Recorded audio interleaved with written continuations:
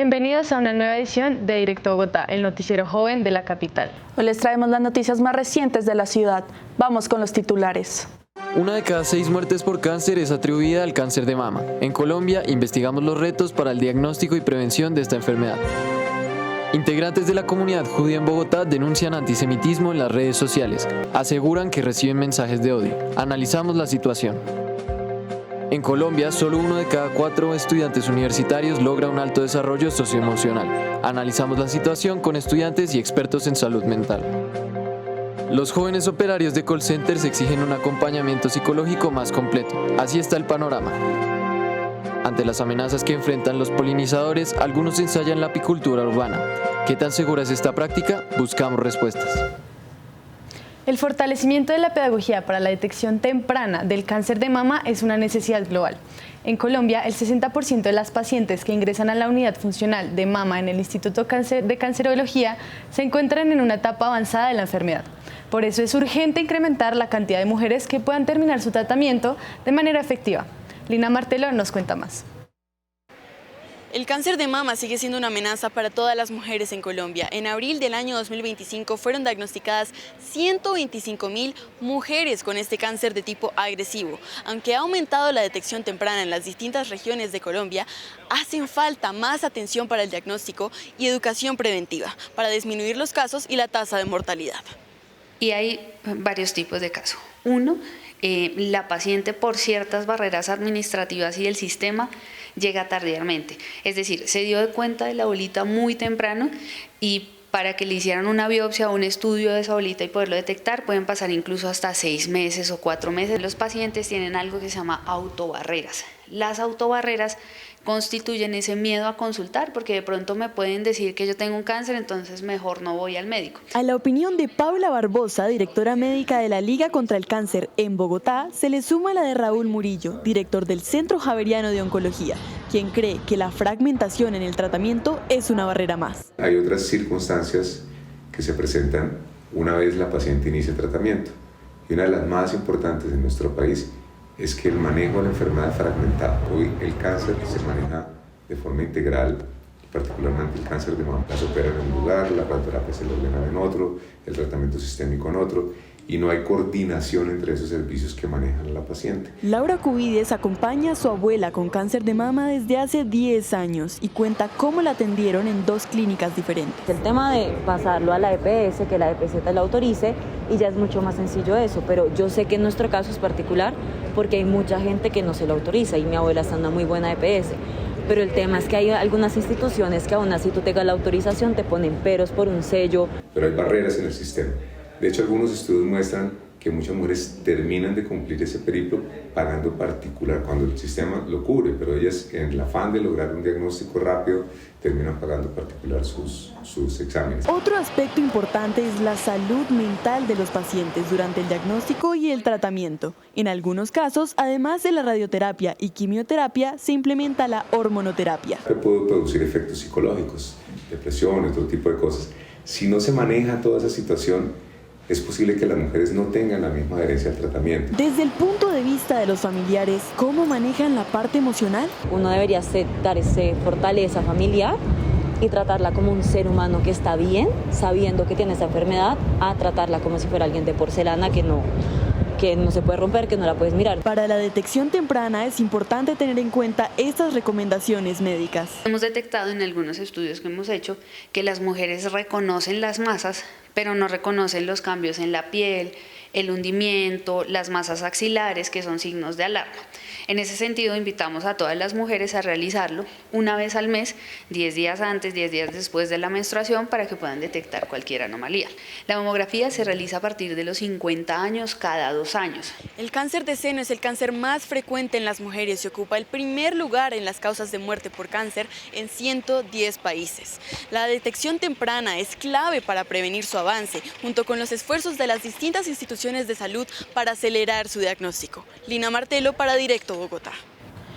Mientras la situación humanitaria en la Franja de Gaza ha tenido un alivio por el alto al fuego entre Hamás e Israel, sus efectos se sienten a miles de kilómetros. En Bogotá, por ejemplo, hay tensiones entre partidarios de ambas causas. Julián Palma nos informa. Bogotá, al igual que muchas ciudades alrededor del mundo, ha sido escenario de protestas pro-palestinas en contra de las acciones del ejército israelí en Gaza desde el inicio de la guerra en 2023.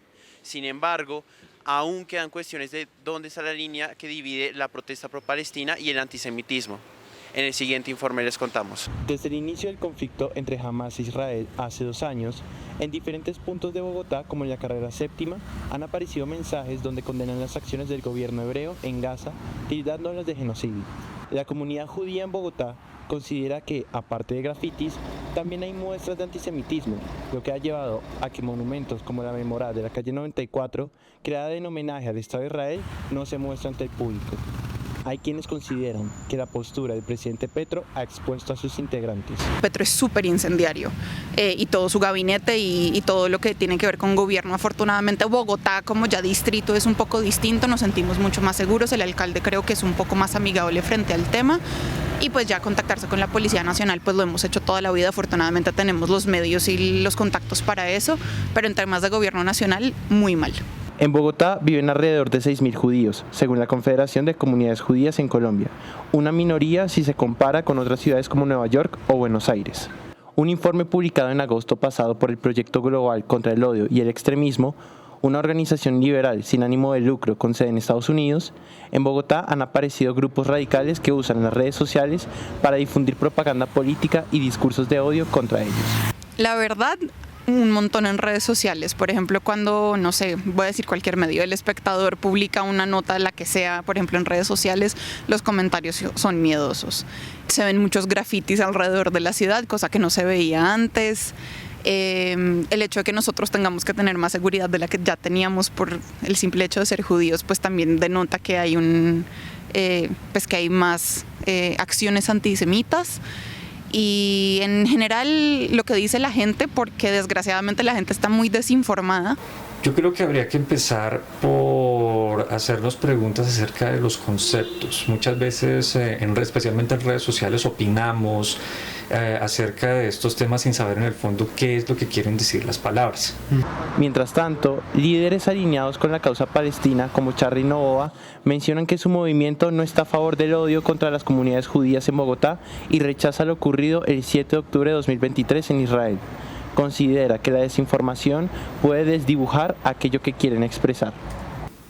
Querámoslo o no, lo que ha pasado en Gaza es terrible y la conciencia, una mínima conciencia nos hace pensar que es lamentable, lo cual no significa que no debamos rechazar también la violencia del otro lado. Lo que hizo Hamás el 7 de octubre de 2023 fue terrible. Pero, ¿qué podemos hacer los ciudadanos para no reproducir aquí posiciones extremas de otras latitudes? Siempre hay un intento de instrumentalización sobre ciertos partidos, y yo creo que de derecha y de izquierda, para llevar a cabo o acumular personas afines a sus intereses, pero yo creo que la fuerza o el conflicto no se ve realmente alimentado sobre eso. Creo que es un escenario que aprovechan los partidos políticos para fortalecerse, pero no creo que de allí venga o allí esté el punto central de la discusión. Las relaciones diplomáticas y comerciales entre Colombia e Israel han sido un tema de controversia en los últimos meses, mientras que para algunos es importante restablecer las relaciones con Israel para temas de seguridad o comercio, para otros significaría un retroceso para Colombia en la lucha a favor de los derechos humanos. Para Directo Bogotá, informó Julián David Palma. Un reciente informe del Laboratorio de Economía de la Educación de la Universidad Javeriana revela que las habilidades socioemocionales de los estudiantes colombianos se mantienen en un nivel medio, con un promedio de 5.8 sobre 10. Más allá de las notas y los exámenes, las universidades enfrentan un nuevo reto: fortalecer habilidades emocionales para enfrentar el estrés, la incertidumbre y la sobrecarga laboral. Las emociones no se califican, pero determinan cómo aprendemos, cómo convivimos y hasta ahora cómo enfrentamos los fracasos. El estudio de la Universidad Javeriana evidencia que los estudiantes colombianos evaluados tienen la mitad de las capacidades deseables relacionadas con la autorregulación, la empatía y automotivación. ¿Por qué son importantes esas habilidades? Juegan un papel muy importante. Aquellas competencias necesarias con uno mismo, ¿no? Regulación emocional, el reconocimiento de sentimientos y emociones, manejo de la frustración, pero también las habilidades con los otros, empatía, negociación en el conflicto, escucha activa, las habilidades que posibilitan también que uno se plantee metas, ¿no? Los logros que quiero alcanzar. Los datos del informe de LE también muestran que los niveles de desarrollo socioemocional tienden a disminuir con la edad. Mientras el 46% de los estudiantes de tercer grado alcanza un nivel alto, en noveno esta proporción se reduce al 16%, una tendencia que continúa en la universidad. Camilo Pulido, psicólogo y docente, ha acompañado durante años a estudiantes de últimos semestres. Ha visto a las nuevas generaciones enfrentando una vida universitaria marcada por la ansiedad, la búsqueda del propósito y el deseo de equilibrio entre lo académico y lo personal. Yo creo que la ansiedad de que van a salir y no van a saber si tienen trabajo o no tienen trabajo, ansiedad de la partida de aquí. Lo que uno más nota es esa sensación de incertidumbre. Y esa incertidumbre genera ansiedad. Siempre ha sido así, pero creo que contemporáneamente es más fuerte esa sensación de que lo que tengo aquí no me va a servir o no va a ser suficiente. Los expertos advierten que las habilidades socioemocionales no se desarrollan solas, necesitan espacios que las promuevan. Entre la presión académica, la competitividad y un acompañamiento insuficiente, los estudiantes aprenden solo a gestionar sus emociones por cuenta propia, con resultados variados. El habitar acá es un lugar de ponerlas a prueba. Creo que el día a día es un lugar en el que tú lo desarrollas, en las clases, en el estar en los pasillos, de sentirte en la confianza de conectar con otra gente. Creo que hubieron muchos lugares en los que se perdió y las figuras sociales o las estructuras de las mismas nos llevaron a pensar que no era posible hablar. Creo que la sociedad del mérito es un poco eso, desarrollarte, crecer exponencialmente en lo económico y en lo laboral y olvidarte de quién eres, pero creo que la crítica social y los movimientos han logrado que nos volvamos a poner esa pregunta en red. Al final no se trata solo de aprender a ser profesionales, sino de aprender a ser humanos en un mundo que cambia demasiado rápido. Las habilidades socioemocionales son esa base silenciosa que nos permite crecer, resistir y conectar. Para Directo Bogotá, Manuel Herrera. Los jóvenes que trabajan como operarios en call centers están expuestos a un ambiente laboral agitado, con muchos de ellos combinando trabajo y estudios. La situación preocupa y los empleados sienten que desde las empresas no se ejecuta con cabalidad un plan de acompañamiento psicológico. Luego de la pandemia, el teletrabajo tomó fuerza en el mercado laboral colombiano. A raíz de esto, los call centers volvieron a ser atractivos para quienes buscan un empleo. En un esfuerzo por ganar un salario competitivo y contar con un horario flexible, miles de jóvenes en el país se emplean como operarios de esta industria. Algunos estudian al mismo tiempo, lo cual puede generar estrés o agotamiento. Directo Bogotá se preguntó si los jóvenes operarios reciben un acompañamiento más allá de la capacitación en el proceso de contratación. Esto nos dijeron.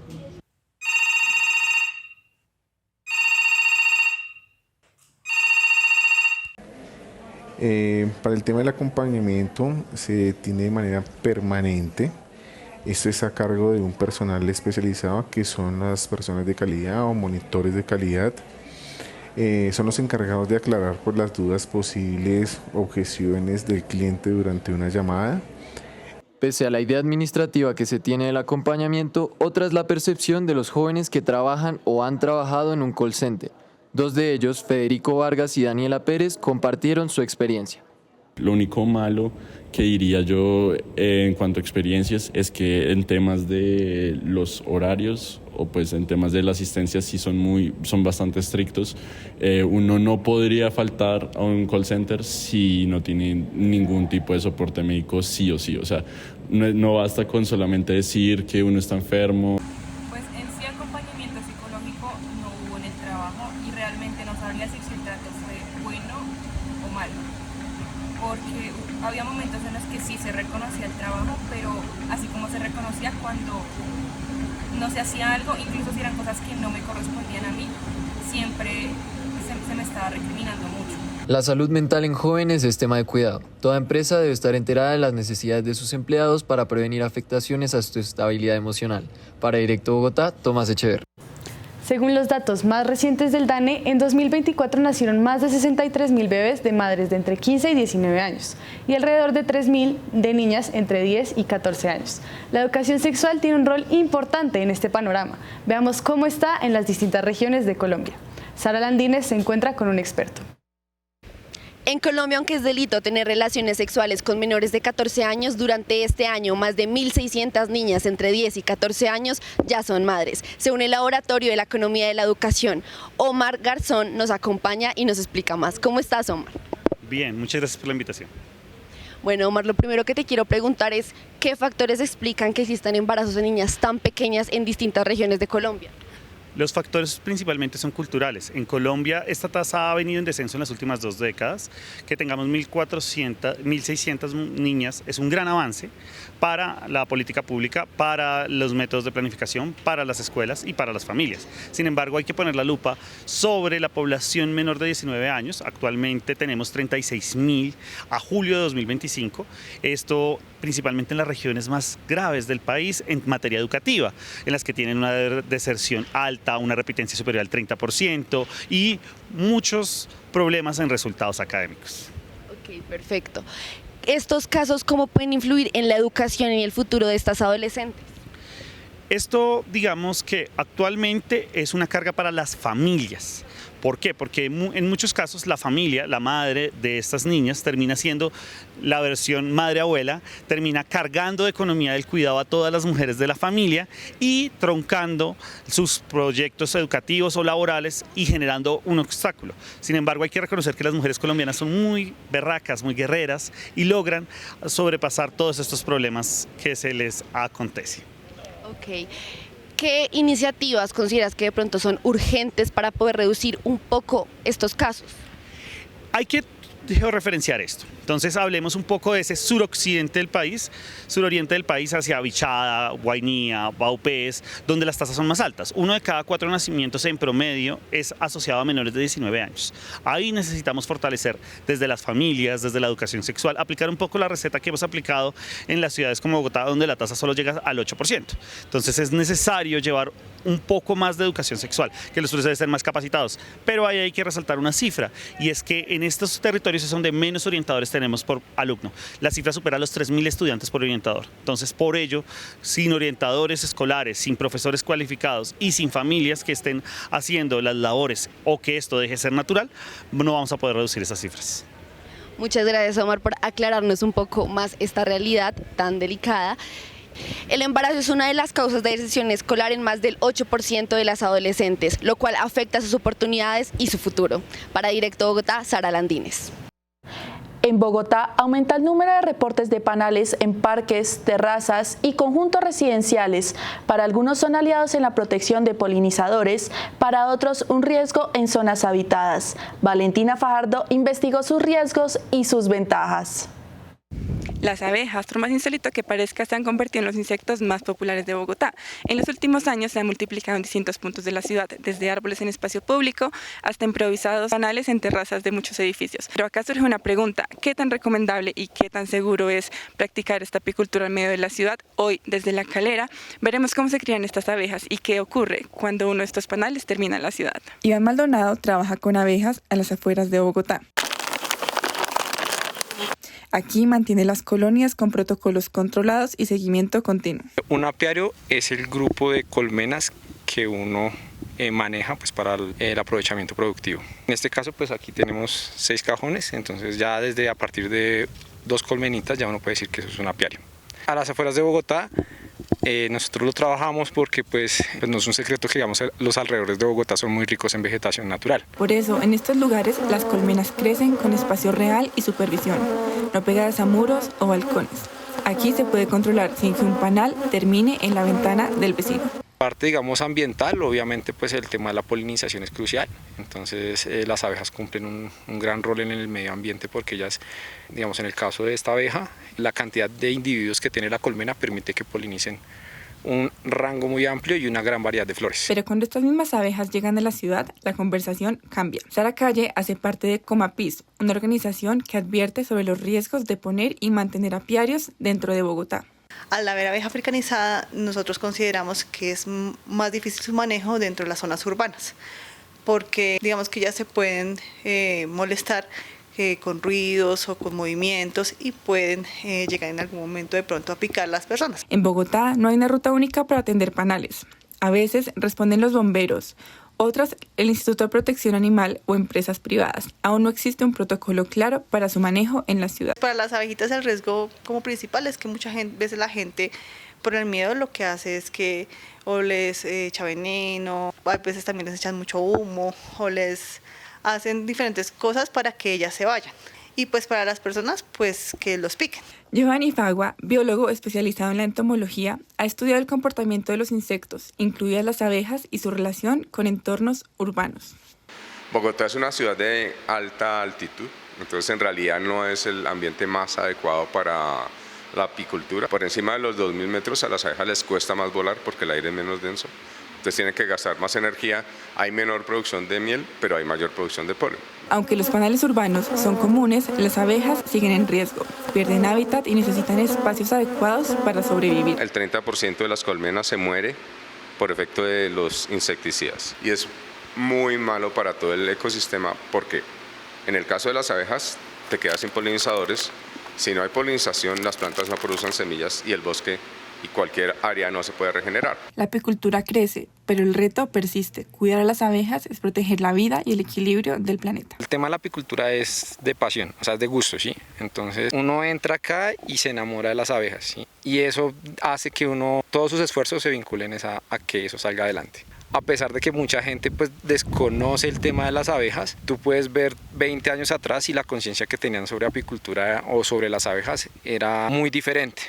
Ya por el contrario, ahorita uno encuentra gente en el campo o habla con gente en la ciudad y ya uno les dice que uno trabaja con abejas y dicen, no, qué chévere, qué bueno que las conserven, que son importantes para el planeta, o sea, ya como que ya hay una conciencia en eso y eso también a uno le da como cierta fortaleza para continuar en la labor. En tiempos de campaña, las encuestas de intención de voto se convierten en una herramienta clave para conocer el pulso ciudadano. Lina María Guzmán está en la Universidad Javeriana para explicarnos cómo funcionan y qué tan útiles pueden ser para entender el panorama político. Recientemente se conocieron los resultados de la nueva encuesta de intención de voto realizada por la firma Cifras y Conceptos, la cual revela cómo se perfilan los posibles candidatos presidenciales a las próximas elecciones. La encuesta reveló que Iván Cepeda, Sergio Fajardo y Abelardo de la Espriella lideran todavía la lista de los posibles candidatos. Sin embargo, más del 60% de la ciudadanía no sabe por quién votar. Esto ocurre mientras está vigente la Ley 2494 de 2025, la cual regula la elaboración y publicación de este tipo de encuestas. Para conocer un poco más acerca de la utilidad de este tipo de sondeos, nos acompaña Patricia Muñoz, directora de la especialización en opinión pública y mercadeo político de la Universidad Javeriana. Buenos días, Patricia, ¿cómo estás? Buenos días, muy bien, muchas gracias por esta invitación.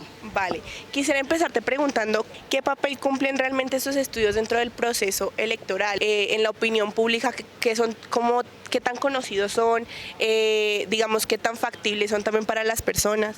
El hecho de que las encuestas puedan ser realizadas, puedan ser difundidas, contribuye también a la libertad de expresión que tanto enriquece la vida en sociedad. Basándonos en esto, de que son importantes como un elemento más de información, hay que tomar en cuenta que los ciudadanos no toman una decisión de voto exclusivamente por el resultado de una encuesta. Los ciudadanos conversan con otros ciudadanos, reciben información de medios masivos de comunicación, de redes sociales, asisten a debates, asisten a entrevistas, reciben una multiplicidad de información. Las encuestas son una más de esa información que suma a las otras y que le permite a los ciudadanos tomar la decisión con la mayor cantidad de información posible. Vale. ¿Y qué tan regulado está con esta nueva ley que salió para ese tipo de elaboración de encuestas? ¿Qué tan regulado están como la publicación de este tipo de resultados y qué afectaciones hace para la opinión pública y para la ciudadanía? Yo creo que todas las medidas que puedan conducir a buscar la mayor calidad de los estudios son bienvenidas. Por supuesto, estas medidas deben ser discutidas por quienes conocen del proceso mismo de la realización de encuestas. Estas medidas deben ser identificadas como las necesarias para poder garantizar estos niveles de rigurosidad y, dicho esto, con la participación de todos los que intervienen en el proceso, buscar que los estudios reflejen con la mayor calidad y con la mayor rigurosidad lo que piensa la opinión pública. Bueno, muchísimas gracias, directora, por los aportes a Directo Bogotá. Si bien sabemos que esta es una primera mirada y una primera vista de lo que piensa la ciudadanía, realmente la decisión final se verá el próximo año que tomen la decisión todos los votantes. Para Directo Bogotá les informó Lina María Guzmán desde la Universidad Javeriana. Volvemos a estudio. Bogotá fue sede de la Convención Anual de la Organización Mundial del Boxeo. Figuras como Jubergen Martínez, entrenadores y jóvenes promesas se reúnen para hablar del presente y el futuro del boxeo en el país. El sonido de los guantes golpeando el saco se mezcló la semana pasada con los acentos de todo el mundo. Bogotá es el punto de encuentro del boxeo internacional, con la llegada de más de 200 delegados y campeones que participan en la convención anual de la WBO. Un encuentro que busca fortalecer el deporte y abrirle nuevos caminos a los boxeadores latinoamericanos. Hoy por hoy sigo siendo el mejor y quiero seguir siendo el mejor. ¿Para qué? Para seguir demostrándole a la juventud de que a través del deporte, que a través del estudio podemos lograr muchas cosas. Pero la convención no solo celebra logros individuales, también es un espacio para discutir el futuro del boxeo y fortalecer su estructura desde la base, con apoyo internacional. Queremos desde la Cámara de Comercio dejar una huella profunda en la ciudad, en el país, en Bogotá, sobre todo para que volvamos a recuperar esas épocas, Chalo, perdidas en lo que fuimos en el boxeo, en lo que no somos hoy, pero que queremos ser para mañana. Y entre los asistentes, los más emocionados son los boxeadores, muchos de ellos que van por su primera pelea profesional y que ven allí una oportunidad para aprender, inspirarse y soñar. El boxeo profesional colombiano ahorita está en cuidados intensivos. Esta convención ha traído mucho movimiento al deporte, precisamente a la mujer, que ahora andamos haciendo una revolución en el boxeo, y significa mucho porque yo siempre hice mi carrera por fuera. O sea, yo he peleado más de 6 países, siempre he representado, y como que volver al país donde nací y en tremendo evento, pues obviamente sí me parece muy, muy satisfactorio. La convención deja claro que el boxeo colombiano vive un nuevo aire. Entre guantes, promesas y campeones, Bogotá se consolida como una ciudad que también sabe pelear por el deporte. Ignacio Leiva, para Directo Bogotá. Trazos de Esperanza es una iniciativa de la Fundación Gilberto Alzate Avendaño que muestra cómo el arte puede convertirse en un camino hacia la reconciliación. A través de obras inspiradas en la fe, la memoria y el perdón, esta exposición reúne a víctimas, artistas y excombatientes para recordar que en Colombia sanar también puede ser un acto creativo. Manuel Herrera reporta desde el centro de la ciudad. El arte en Colombia ha sido testigo tanto de la reconciliación como del conflicto armado. Hoy queremos explorar la forma en que la fe, el color y la memoria se entrelazan para narrar una historia de perdón. No se trata de una exposición, sino lo que ella simboliza, un país en proceso de sanación, trazo a trazo. La Fundación Gilberto Alzate Avendaño, en colaboración con la Iglesia de San Ignacio, presenta Trazos de Esperanza, una exposición que reúne artistas, víctimas y firmantes de paz para dialogar a través del arte. En el Centro Histórico de Bogotá, este templo se convierte en un escenario donde lo urbano y lo espiritual se encuentran para darle nuevo sentido a la fe, la memoria y el color. Cuando empezamos a dialogar en cómo reactivar o cómo activar diferentes espacios, ¿por qué no traer estos chicos que hacen estas obras de graffiti, que son talento, que son arte urbano, pero que las hicieran con una inspiración específica y que fuera basados en la capilla? Es así como nace Trazos de Esperanza, en cómo los jóvenes desde sus nuevas manifestaciones y expresiones culturales también disfrutan lo patrimonial, también conectan con el arte religioso. El arte no borra las heridas, pero puede darles forma. En este proceso la espiritualidad y la memoria se entrelazan para proponer un nuevo lenguaje de reencuentro. Aquí, el graffiti, una expresión que alguna vez fue considerada pagana y vandálica, se mezcla con el arte religioso tradicional. De eso hablamos con el padre Santiago Tobón, rector de la Iglesia de San Ignacio y creador de esta exposición. Esta exposición quiere ser un puente con las sensibilidades de los hombres y mujeres de hoy. Ese puente lo que quiere permitir es la apropiación y reinterpretación de nuestro patrimonio cultural. Es una oportunidad de diálogo, un diálogo que tanto necesita nuestro mundo y nuestro país hoy. Por eso hemos querido invitar a 9 artistas de nuestra ciudad para que a partir de lo que ven en este lugar se dejaran interpelar y pudieran resignificarlo en el lenguaje del graffiti. En la manzana jesuítica, la historia se abre a nuevas miradas. Las paredes coloniales, testigos de siglos de fe y de educación, hoy se convierten en lienzos que dialogan con el presente.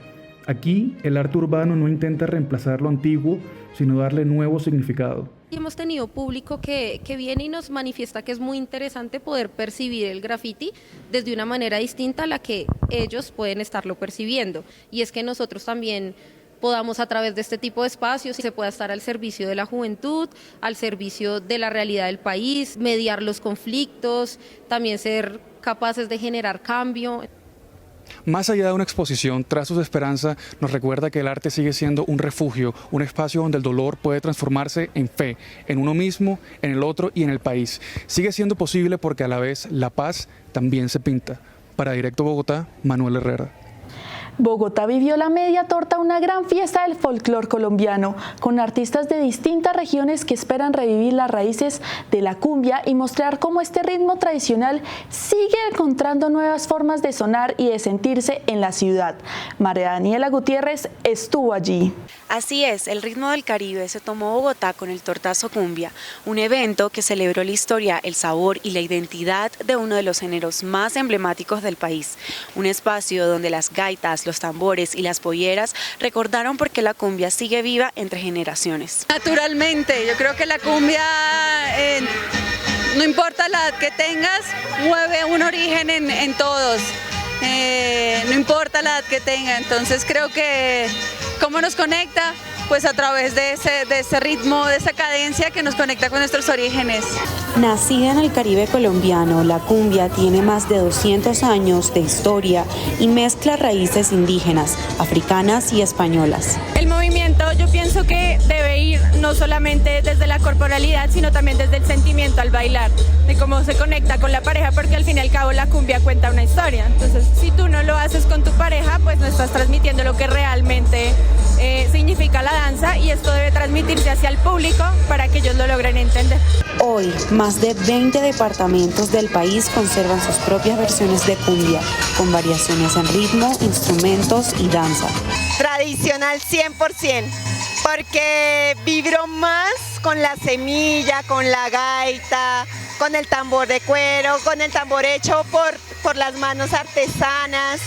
Eso me lleva a escenarios muy bonitos de conexión cultural. Reconocida por el Ministerio de las Culturas como Patrimonio del País, la cumbia sigue sonando en más de 15 festivales anuales en Colombia. Estos festivales se convierten en los dolientes de estos ritmos. Además de eso, la gente conoce, se instruye, sobre todo se acerca a estos territorios y además de eso identifica lo que es propio, ¿no? Creo que la única posibilidad que nosotros tenemos a través de estos festivales es seguir corroborando la identidad como colombianos, que es esto, que son los tambores, que son los ritmos indígenas, que son los ritmos afro. El Tortazo Cumbia dejó claro que este ritmo no pasa de moda. Más que una tradición, la cumbia es una forma de contar quiénes somos como colombianos. Una mezcla de raíces, historias y alegrías que sigue haciendo bailar al país entero. Para Directo Bogotá, María Daniela Gutiérrez. Y hasta aquí nuestro noticiero de hoy de Directo Bogotá. Si desea ampliar la información, no olvide visitar nuestra nueva página web directobogotá.com y nuestro canal de YouTube. Nos vemos en la próxima semana en una siguiente emisión. No se la pierda y feliz noche.